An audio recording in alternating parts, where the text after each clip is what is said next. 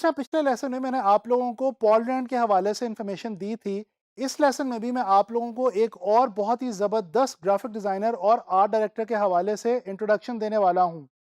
इनका नाम है एम.एफ. आगा। महमद फ़हमी आगा इनका कंप्लीट नेम है और इनको जो है वो एम.एफ. आगा के नाम से याद किया जाता है। दोस्तों, एम.एफ. आगा जो हैं ये रशिया में पैदा हुए और इनके पेरेंट्स का ताल्लुक जो है वो टर्की से था। इनको मकबूलियत हासिल हुई ग्राफिक डिज़ाइन इंडस्ट्री के अंदर अमेरिका में, जब इन्होंने पब्लिशिंग इंडस्ट्री के अंदर वहाँ पे बहुत बड़ा रेवोल्यूशन जो है वो पैदा किया। अमेरिका के अंदर इनको एम.एफ. आगा को मॉडर्न जो अमेरिकन पब्लिशिंग है उसके पायनियर के तौर पे आज भी याद किया जाता है और जाना जाता है। अच्छा, इन्होंने जो इनका एक बहुत बड़ा कंट्रीब्यूशन है ग्राफिक डिज़ाइन की इंडस्ट्री के अंदर वो जो है वो है पब्लिशिंग इंडस्ट्री के हवाले से, यानी कि मैगज़ीन, न्यूज़पेपर और इस तरह की जो दूसरी पब्लिशिंग मटेरियल्स हैं उनके हवाले से ग्राफिक डिज़ाइनर का जो रोल है उसमें इन्होंने बहुत इम्पोर्टेंट जो है वो कामयाबियाँ हासिल की और इनको आर्ट डायरेक्टर का लक़ब जो है वो दिया गया। अच्छा, ये एक बड़ी यूनिक बात है इनको लेके एम.एफ. आगा के हवाले से कि he was the first person in 20th century in America के जिनको पब्लिशिंग इंडस्ट्री में आर्ट डायरेक्टर का लक़ब दिया गया। इनसे पहले आर्ट एडिटर कहा जाता था, बट इनकी खिदमात और इनका काम जो है उसको इतना पसंद किया गया, इतना सराहा गया कि इनको जो है वो फर्स्ट टाइम आर्ट डायरेक्टर का लक़ब दिया गया और इनको आर्ट डायरेक्टर के तौर पे जाना गया और फिर इनके बाद आने वाले लोगों को भी आर्ट डायरेक्टर के नाम से ही पब्लिशिंग इंडस्ट्री में जाना गया और दूसरी इंडस्ट्रीज़ में भी। अच्छा, ये जो एम.एफ. आगा हैं इनकी अगर अर्ली लाइफ़ के बारे में थोड़ी-सी मैं आपसे बात कर लूँ तो ये जैसा कि मैंने आपको बताया कि रशिया में पैदा हुए थे और इनकी लाइफ़ का कुछ हिस्सा जो है वो यूरोप में भी गुज़रा। इन्होंने अपनी अर्ली एजुकेशन जो है वो इकोनॉमिक्स और ओरिएंटल लैंग्वेजेज़ में ली हुई थी और ये साइंसेज़ में भी बहुत अच्छे थे। लेकिन साइंसेज़ के साथ-साथ इन्हें आर्ट्स में बहुत ज़्यादा इंटरेस्ट था। इसी वजह से इन्होंने ट्रेनिंग हासिल की, पार्ट टाइम ट्रेनिंग हासिल की आर्ट्स की स्टडीज़ के हवाले से और उसी के दौरान इनके अंदर इंटरेस्ट पैदा हो गया ग्राफिक डिज़ाइन को लेके। तो जिसको फिर ये आगे जो है वो लेके चलते रहे और इन्होंने जो है वो उसके अंदर काफ़ी ज़्यादा काम किया। जो इनकी एक एक्सपर्टीज़ है, यानी कि जो इनकी एक ख़ास बात है ग्राफिक डिज़ाइन के हवाले से वो ये है कि ये टाइपोग्राफी और फ़ोटोग्राफी दोनों ही फ़ील्ड्स के अंदर एट अ टाइम बहुत ज़्यादा एक्सपर्ट थे और इनकी बहुत ज़्यादा जो है वो इनके अंदर सलाहियत थी फ़ोटोग्राफ़ी के हवाले से भी और टाइपोग्राफ़ी के हवाले से ही।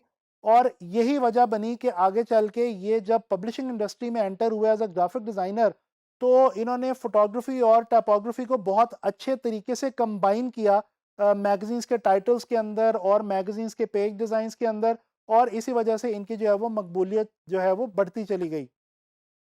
अच्छा, प्रोफ़ेशनल करियर जो इन्होंने स्टार्ट किया, वो इन्होंने वोग मैगज़ीन के साथ स्टार्ट किया। पहले इन्होंने बर्लिन में और फिर पेरिस में वोग मैगज़ीन की टीम का ये हिस्सा रहे as a graphic designer.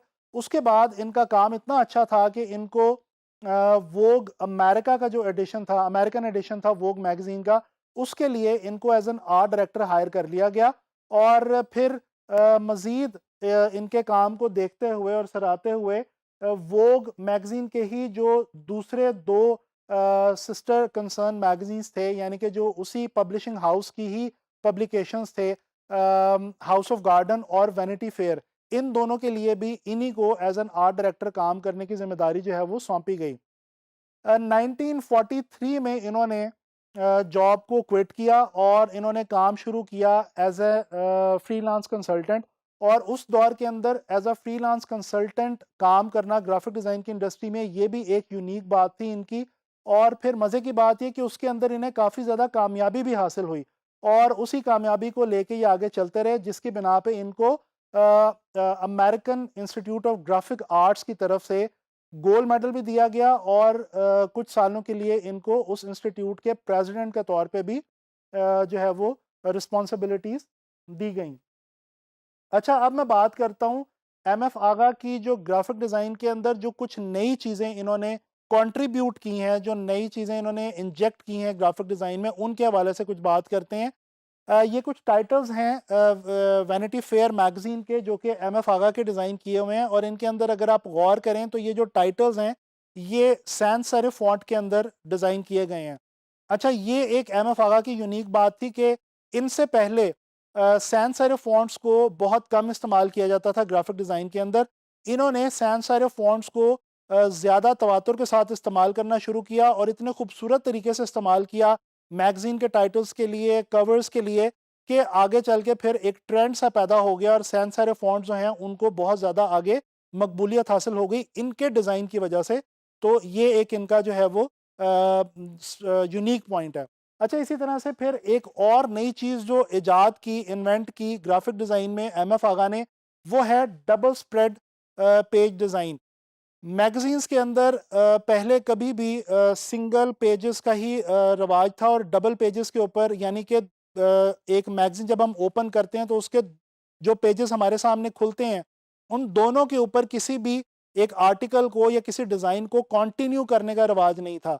MF आगा वो पहले डिज़ाइनर और आर्ट डायरेक्टर थे जिन्होंने ये एक डबल स्प्रेड पेज के ऊपर लेआउट को स्प्रेड करना शुरू किया और ये चीज़ इनके बाद फिर जो है वो आगे चलती गई और आज तक मैगज़ीन्स के अंदर ये एक बहुत ज़्यादा स्पेशल ट्रेंड के तौर पे फॉलो किया जाता है और अभी भी ये चीज़ बहुत ज़्यादा मकबूलियत जो है वो इसकी है। ये आप एक मैगज़ीन का जो डिज़ाइन देख सकते हैं, ये भी एमएफ आगा का ही डिज़ाइन है और इसमें आप देख सकते हैं कि उन्होंने 2 पेजेस के ऊपर एक लेआउट को जो है वो बड़ी खूबसूरती से स्प्रेड किया है जिसके अंदर टेक्स्ट भी है और पिक्चर्स भी हैं और यहाँ से आगाज़ हुआ ग्राफिक डिज़ाइन के अंदर डबल स्प्रेड पेज डिज़ाइन का।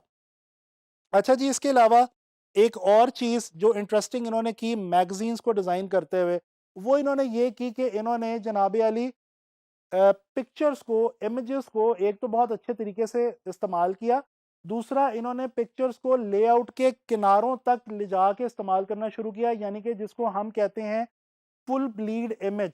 फुल ब्लीड इमेज का इस्तेमाल एमएफ आगा ने फर्स्ट टाइम किया ग्राफिक डिज़ाइन की इंडस्ट्री में अमेरिका में और फिर आगे चल के ये ट्रेंड बन गया।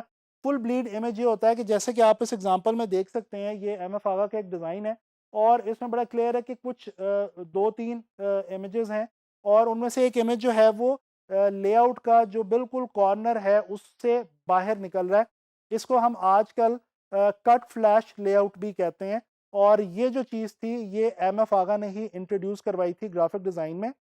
इसके अलावा उस दौर के अंदर full page full colour photographs का इस्तेमाल भी जो है वो एमएफ आगा ने किया, जैसा कि इस एक डिज़ाइन के अंदर देखा जा सकता है जो कि वोग मैगज़ीन का एक कवर डिज़ाइन है और ये भी एमएफ आगा का डिज़ाइन है। इसमें भी आप देख सकते हैं कि फुल कलर इमेज जो है, फुल कलर फोटोग्राफ जो है ये इन्होंने यूज़ की है। इनसे पहले फुल कलर फोटोग्राफ्स को यूज़ करना जो है उसका ट्रेंड ग्राफिक डिज़ाइन के अंदर इतना ज़्यादा नहीं था। इन्होंने ये चीज़ एक इंट्रोड्यूस की और फिर इसके बाद ये चीज़ बहुत ज़्यादा फेमस हो गई। तो फ़ोटोग्राफ़ी का क्योंकि इनको बहुत ज़्यादा शौक था, मैंने आपको पहले ही बताया, और ये एक्सपर्ट भी थे फ़ोटोग्राफ़ी के, तो ना सिर्फ इन्होंने फुल कलर फ़ोटोग्राफ्स को यूज़ किया मैगज़ीन्स के अंदर, बल्कि इन्होंने मैगज़ीन्स के अंदर फ़ोटोग्राफ़र्स के काम को भी जो है वो बहुत अच्छे तरीके से इस्तेमाल किया और एक लिंकेज डेवलप किया मैगज़ीन के अंदर और मैगज़ीन और फ़ोटोग्राफ़र्स के हवाले से। उस दौर में इन्होंने अमेरिका में ये एक बहुत इंपॉर्टेंट रोल प्ले किया और फ़ोटोग्राफ़र्स को अटैच किया मैगज़ीन्स के साथ।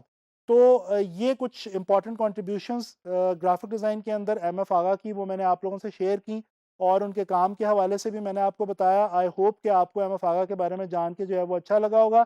इसी तरह के मज़ीद जो हमारे आर्ट डायरेक्टर्स और ग्राफ़िक डिज़ाइनर्स हैं हिस्ट्री के अंदर, उनके बारे में जो है वो जानना हमारे लिए बहुत ज़रूरी है। इससे हमें अपने डिज़ाइंस को इम्प्रूव करने के लिए इंस्पिरेशन मिलती है, सजेशन मिलती है और हमें पता चलता है कि क्या चीज़ कहाँ पे किस तरह से शुरू हुई। इंशाल्लाह ताला नेक्स्ट लेसन में किसी और ग्राफिक डिज़ाइनर और आर्ट डायरेक्टर के बारे में हम बात करेंगे। इंशाल्लाह ताला नेक्स्ट लेसन में मुलाकात होगी।